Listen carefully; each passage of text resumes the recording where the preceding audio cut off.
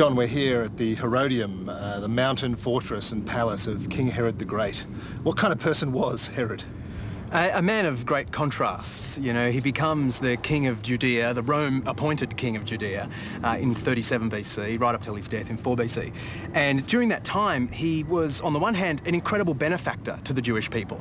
He built stuff. I mean, the Herodium is just one great example, but he refurbished the temple and built streets. He just loved building stuff. And so at that level, he was appreciated. But he was also quite despotic, and we have very clear evidence that he treated people very badly when he thought that they were against him in some way.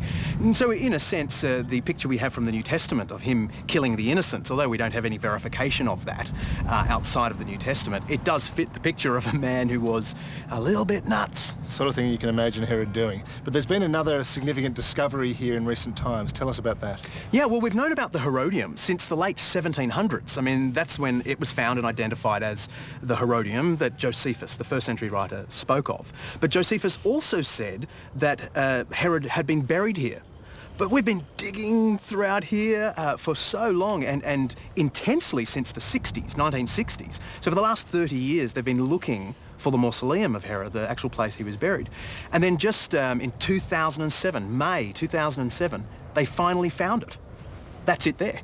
They finally found where he was. It had been desecrated and all the goodies had been taken, but confirmed what Josephus had told us. And it's just one of those examples, isn't it, where you've got one literary text that says something, but you can't find any archaeological evidence for, you know, a good 30 years of solid digging. We found this at the Pool of Siloam as well, where after a bit more of a dig, more of the story is uncovered. Yeah, and there's an example earlier in John's Gospel, the Pool of Bethesda, where there's a 5-colonnade pool.